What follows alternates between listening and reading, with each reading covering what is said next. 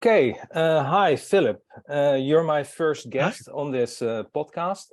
I decided to make this podcast for pilgrims that want to walk the Camino, of course, and we want to learn from all the good things and all the bad things.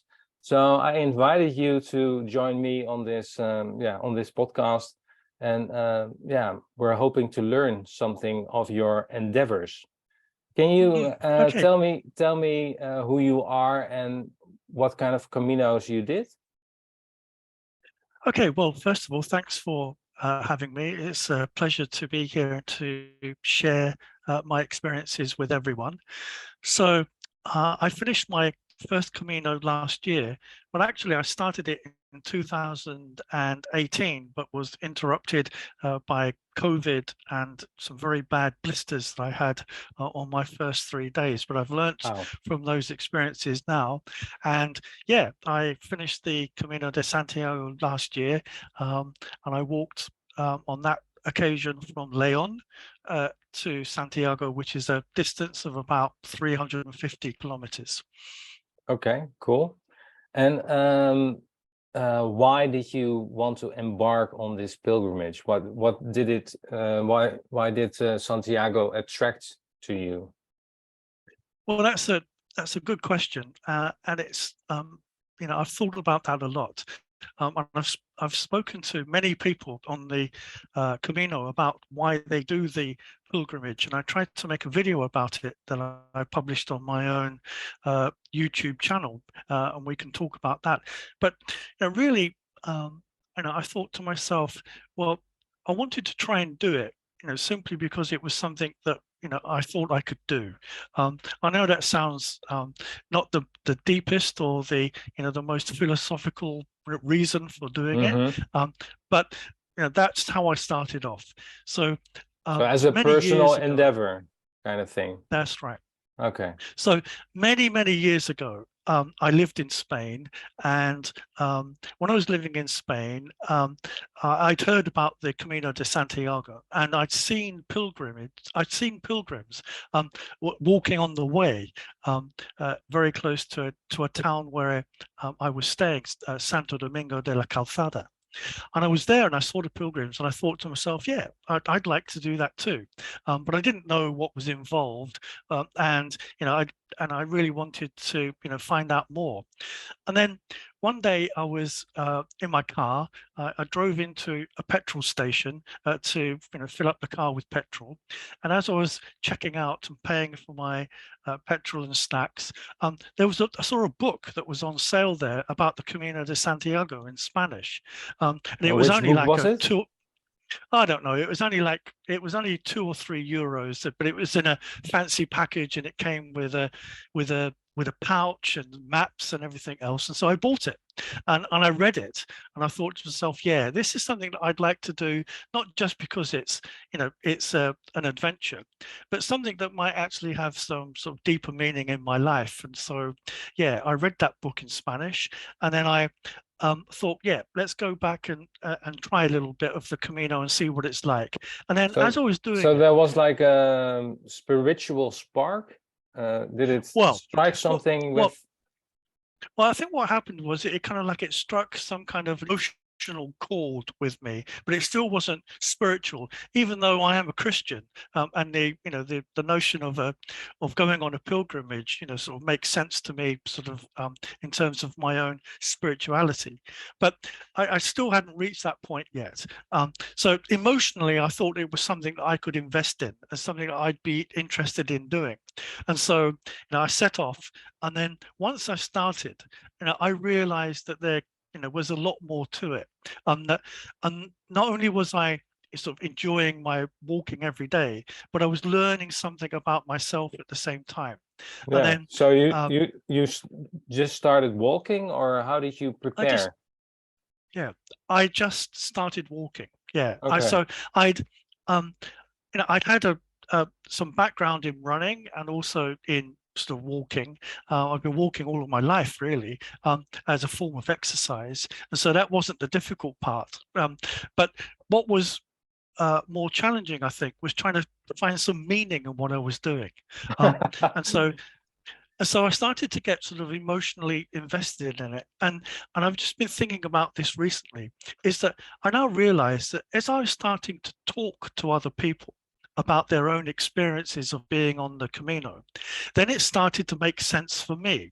But it wasn't until I started to sort of process those things sort of emotionally and physically that I started to see that there could be a physical dimension, a spiritual dimension to it as well.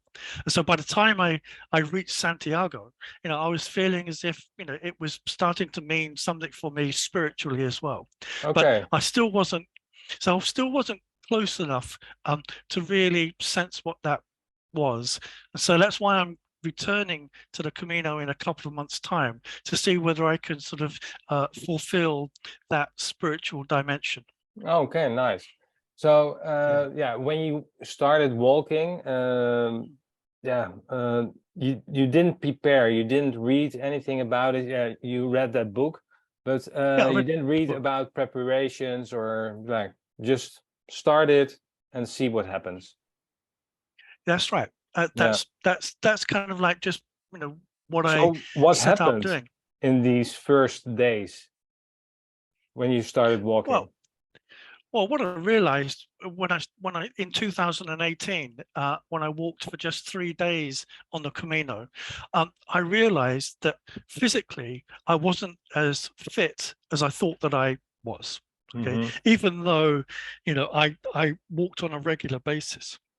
So carrying a pack and sort of and sort of things related to, for example, gear and socks and boots and those other kinds of things I'd paid no attention to whatsoever. Yeah. And how many kilos you had in your backpack? Oh, I don't know, maybe 12 or 13. Okay. It was a heavy pack. And many people said to me, oh, that looks like a heavy pack. And I thought to myself, well, thanks for noticing that, because it feels like it's a heavy pack too. But I didn't know why it was heavy necessarily. I just knew it was heavy, and it wasn't the right kind of backpack for me. It didn't fit me well, and I kind of like I realized that I needed to rethink that whole sort of physical aspect of the Camino, and I needed to replan. And so when I went back in 2019 and did a bit more of the Camino, I had a better pack, I had proper shoes, I had good socks, and what I managed to do was to get my pack weight down, by at least half. And so I was carrying the absolute minimum that I needed to carry, and things were a lot better.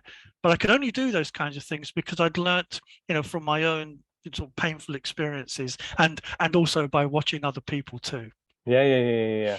So besides carrying a hefty backpack, were you also carrying a lot of emotions you wanted to look at, or because that's also like part of the Camino, I think people want to think about themselves and what they did in life. I think they do, and I think that it gives you an opportunity to do that. But I've realized recently is that even though you might have these intentions, sort of emotional, physical, and also spiritual, it's not easy to, as it were, kind of like unload on the Camino, and then suddenly that you'll have this this kind of like this epiphany where everything suddenly makes sense, and you've worked it all out, just as you arrive in Santiago. It doesn't work like that. Well, it didn't work like that in my experience. I needed to go through a whole process in order to to reach that point. And it was by talking to other people last year, by meeting others, by sharing my own experiences, and by listening to what other people had to say, and doing all of that stuff, that I finally got closer to figuring it all out. Yeah. So so the physical aspect helps you to process those feelings or these emotions, or the thought process works in a different way, you think? Well, I think what happens is that, the common wisdom about walking is that when you're walking, it helps you to think. Yeah. And um, and then one day, a couple of years ago, I met somebody, as we were walking along, and we chatted for a while, and he said to me, "Look, it's been great meeting you, but I'd like to walk on my own now." Mm-hmm. And I thought to myself, "Oh, well, that's a bit of a surprise, because you know, you know, I kind of I wasn't expecting that."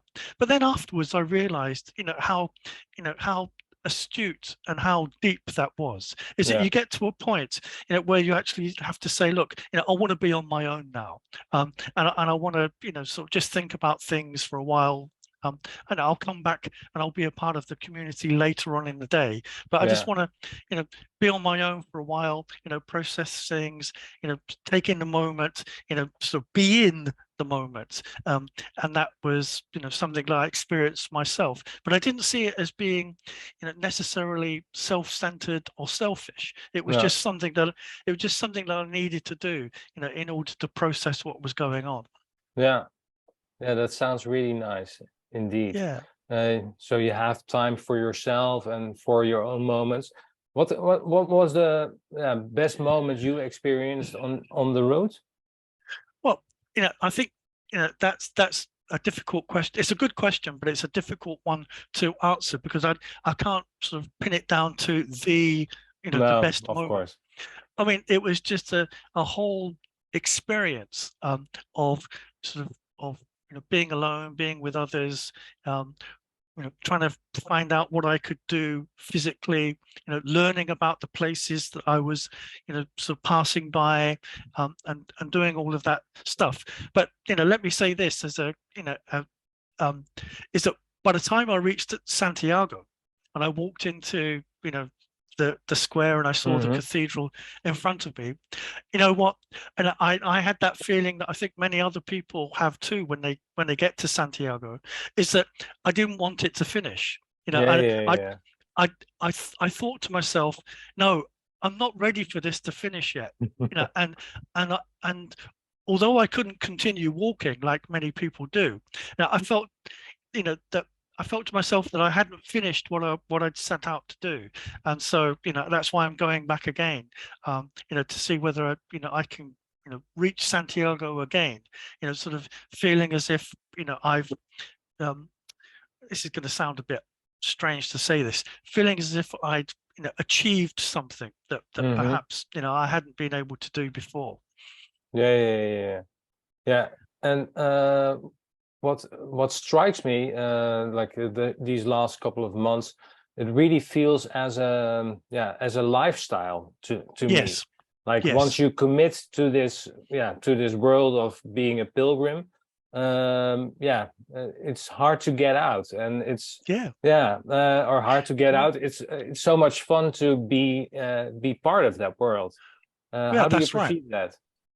Well, absolutely. And the again, the wisdom on the Camino is that when you reach Santiago, is that the old wise pilgrims will tell you is that the pilgrimage hasn't ended. Hmm. That's just a place where the pilgrimage continues. Yeah, And that, Paulo Coelho talks about, well, what happens, after you've reach Santiago and you return to your normal life. I think you're right. I think that you need to, contemplate that, and to think about, well, is life going to continue in the same way that it did before, or am I potentially, going to be a different person, yeah, as based on the experiences that I've had? And I think that that's something that is, quite wonderful about the pilgrimage, is that the pilgrimage in some senses never ends. Once you've started it, it gives you the basis and the motivation, I think, to continue in that, as you say, with that lifestyle and in that way of life. yeah. Did you meet other people just besides being on the Camino as being pilgrims in the world? Yeah, Like, absolutely. yeah. Yeah, I've met people who were doing the pilgrimage for explicit religious reasons, and they were going to Santiago because they felt as if that was something that they not only wanted to do, but needed to do, because of their faith and their religious practices. Mhm. I think I met other people who it was obvious that they were going to change, and that they had changed as a result of just walking along and talking to other people and meeting other people along the way. And Yeah. so yeah, I think that's something that I also took away with me, and I've been trying to it's something I want to go back and recapture if I can, Yeah. so that it becomes really does become something that is a part of my life Yeah. And forever. yeah, Yeah. that's really nice. And is it now in your daily life? Is it something you're like aware of being a pilgrim? Yeah. Well, Yeah. kind of like thinking about, being a, a modern age pilgrim seems like Mm-hmm. such an anachronism. I mean, what does that even mean? Yeah. You know, but True. but but I think that if you go back in time and think about the kind of life that maybe people who walked the Camino, let's say 100 or 200 years ago, they didn't have, of course, the modern conveniences that we have today, and that their lives must have been, I can only imagine, a lot simpler than what we have today. Yeah. But it's reaching that that that thing of, can I simplify what I do? To such an extent, as I've read recently in somebody that wrote a memoir about walking on the Camino, is that it becomes like a way of life that is just, walking, eating, doing your daily chores, your washing and your Mm-hmm. laundry, and then sleeping. Yeah. Walk, eat, sleep. Walk, eat, sleep. That's all it is. Yeah. In some senses it's an idealistic and a very sort of simplistic way of looking at life. And what I'm hoping is that I'm moving into a new phase of my own sort of physical life, where I'm going to be sort of retiring from work fairly soon. And Mm-hmm. what I'm hoping is that I can carry that simplicity forward, Yeah. and that as I live in and through my retirement, that I'll be able to do that in a far simpler way. Yeah. Um, uh, that's not to say that that I'm that I'm going to be living in a dream world, because I know that that's not going to happen. That I've got to face the realities of life. But I'm Mm-hmm. hoping I can do that. Sort of with that that pilgrim mindset of trying to look at the world as a beautiful place, and a place that is inherently simple as opposed to Yeah. complicated. Yeah. Haven't we made it much, yeah, too much or too difficult? Yes. The modern world seems so, yeah, it's so overwhelming. So there are so many, Yeah. the telephone, the TV, all these, yeah, what is it? There are too many, we call it prikkels. It's a sensory overload kind of thing. Yes. Yeah, absolutely. So there's a lot of so in terms of a kind of like a sensory life, Yeah. there's too much bright light, it's too noisy, it's too crowded, and I think that but what I'm hoping is that when you're out on your own, and you're just walking along in the forest, or along that long stretch from Burgos to Leon, which is called the Meseta. You're Mm-hmm. walking along there, you never see anyone for the whole day. That for me is that's getting pretty close to what things should really be like. I know Yeah. that sounds a little strange to say that, but that's how I feel. Yeah. And yeah, how does your daily life now resembles a pilgrim life? Well, Is I it mean, is it there already, or? no, I don't think so. I mean, I think that's always going to be something that is a work in progress, Mm-hmm.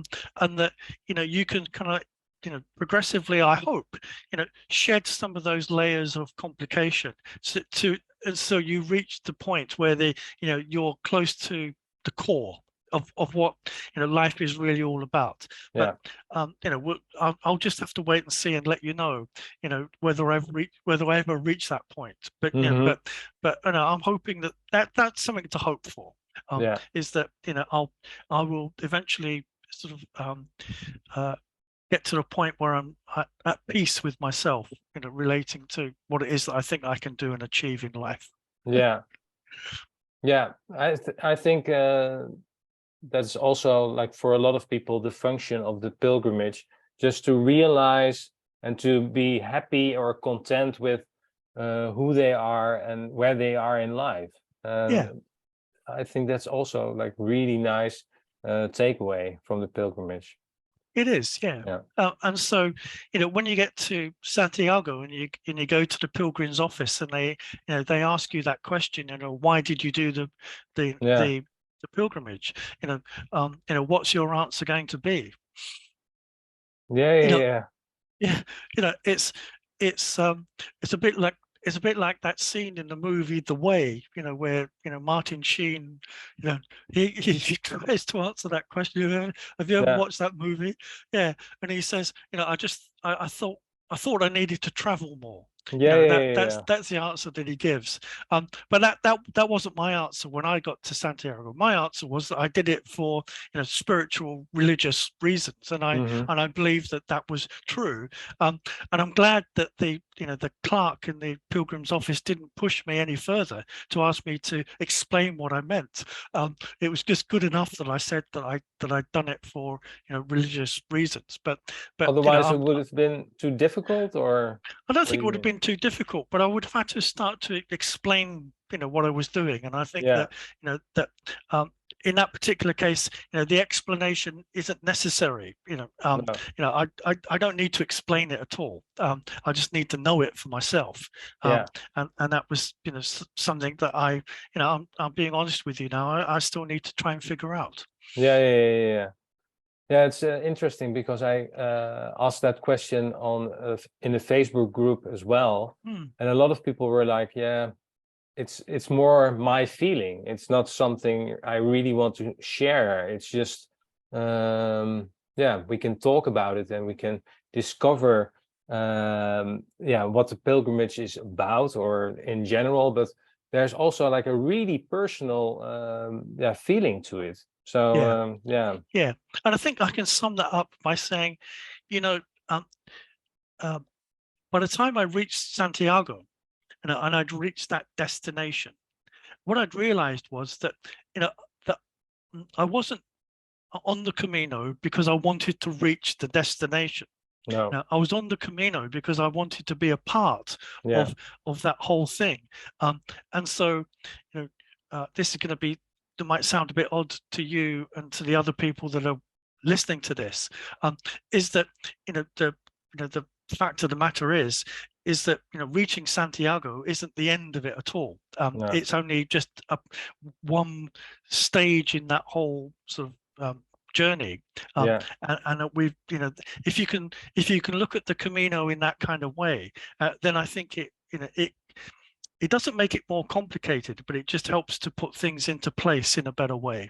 Yeah. Nice.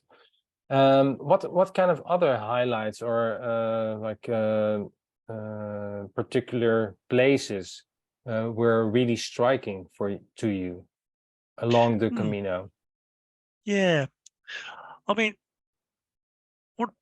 what I think is that we can just sticking with that point about sort of reaching destinations and reaching places. I've often seen that question asked is which is the most beautiful Camino, and what are the greatest places that you can visit along the way? Good one. And my answer to that question, and I've written it a couple of times now in different sort of Facebook groups, is to say this, is that every moment on every Camino is the greatest place that you could ever be.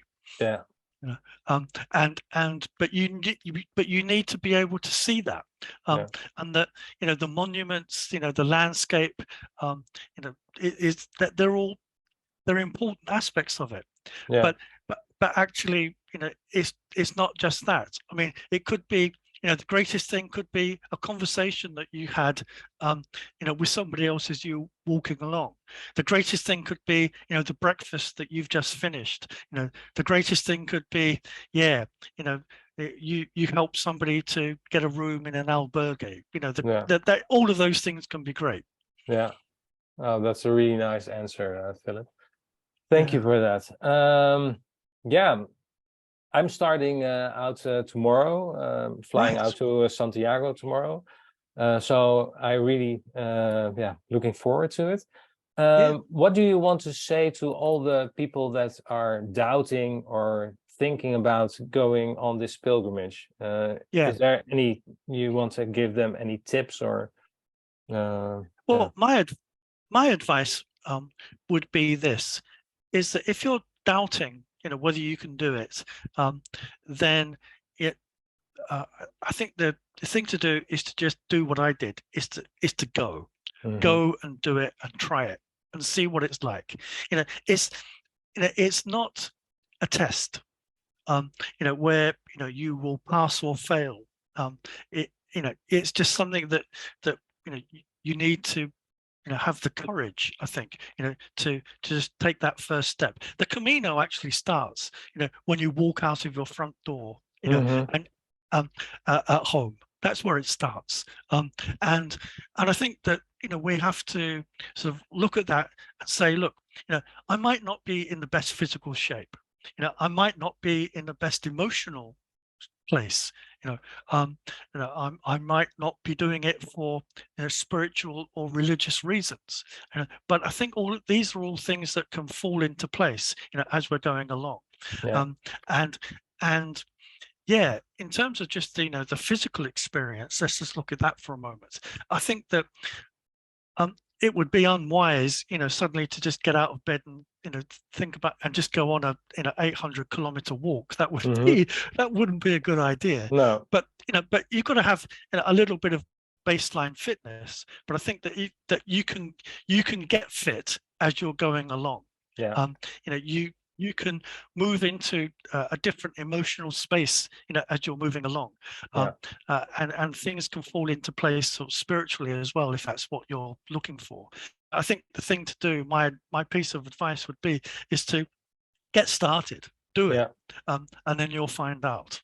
Yeah, and you can do it as quick or as slow as you want. So there is only the path that has to be walked. That's right. That's right. Yeah.